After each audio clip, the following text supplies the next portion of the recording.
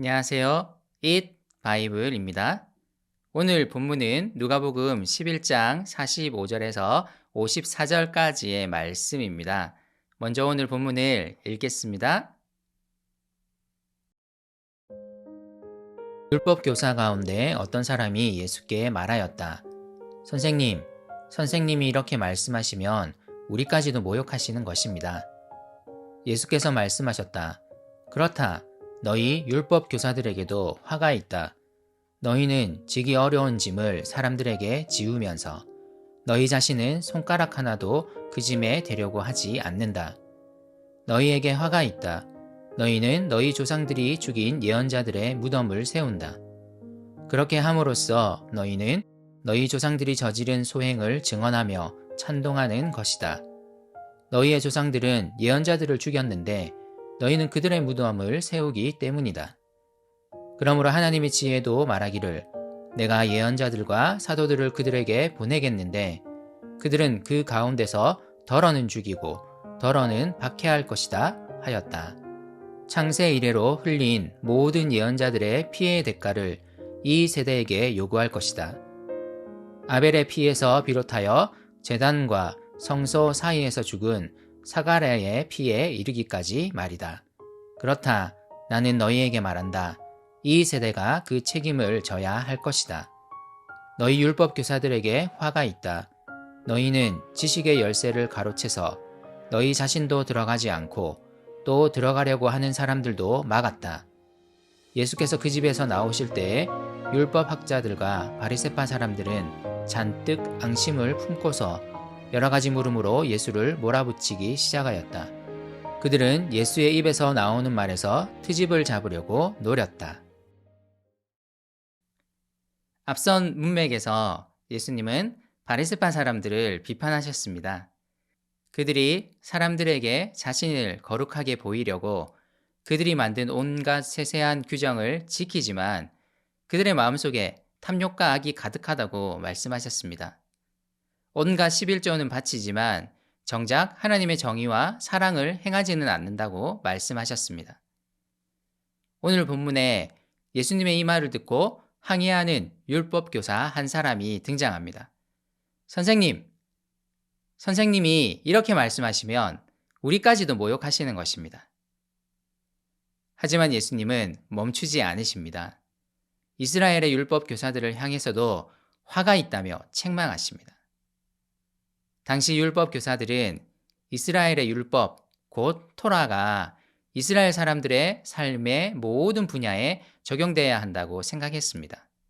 그래서 그들은 온갖 규정을 만들어내어 사람들이 그것을 지키는 이상 사회를 꿈꾸었습니다. 예수님은 이들의 행위를 지기 어려운 짐을 사람들에게 지우는 것으로 비판하십니다. 정작 자신들은 자기들이 만들어 놓은 이 짐에 손가락 하나도 되지 않는다고 매우 강한 어조로 비판하십니다. 이런 행위로서 이들은 하나님이 보내신 예언자들을 죽였던 그들의 조상의 행위에 동참하고 있다고 말씀하십니다. 조상들이 죽인 예언자들을 계속 무덤에 가두는 일을 하고 있는 것이라 말씀하십니다. 그들의 조상들처럼 하나님이 보내신 예언자들과 사도들을 죽이고 박해하는 일에 동참하고 있다고 말씀하십니다. 그리고 예수님은 이 율법 교사들이 그 대가를 반드시 치를 것임을 경고하십니다. 그러면서 예수님은 히브리 성경에서 첫 순교자로 알려진 아벨과 마지막 순교자로 알려진 사가랴를 언급하십니다.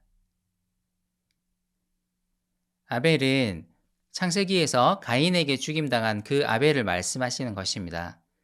사가랴는 요아스 왕 시대에 이스라엘의 우상 숭배를 책망하다가 성전 뜰에서 사람들에게 죽임을 당한 제사장 스가랴를 말씀하시는 것입니다. 당시 히브리 성경의 제일 마지막 책이 역대기였기 때문에 이 스가랴는 성경에 나오는 마지막 순교자로 여겨졌습니다. 하나님이 보내신 예언자들과 사도들을 죽인 책임을 율법 교사들 역시 져야 한다고 예수님은 크게 책망하십니다. 그리고 이들의 행위는 예언자들과 사도들을 죽이는 것에 머물러 있지 않습니다. 이들은 더 나아가 하나님의 계시를 가리고 하나님의 나라에 들어가고 싶어 하는 사람들이 그 나라로 가지 못하도록 막고 있습니다. 이들은 사람들의 시선을 다른 곳으로 돌리게 만들어서 지금 오신 메시아를 보지 못하도록 막고 있습니다. 자신을 내어주어 사람들을 구원하려 하시는 메시아를 알아보지 못하고 온갖 율법 규정에 근거하여 오신 메시아를 메시아로 받아들이지 않습니다. 죄인들을 구원하려 애쓰기보다 사람들을 죄인으로 규정하여 하나님의 자비에 반응하지 못하도록 막고 있습니다. 지금 예수님은 이들의 행위를 매우 강하게 책망하고 계십니다. 하나님의 율법을 가장 잘 안다고 자부하는 사람들이 오히려 그 율법의 정신으로부터 멀어졌습니다. 이 땅에 오신 하나님의 사랑을 알아보지 못하고 오히려 죽이려고 혈안이 되어 있습니다. 자기들뿐만이 아니라 사람들의 시각까지 어둡게 만들고 있습니다.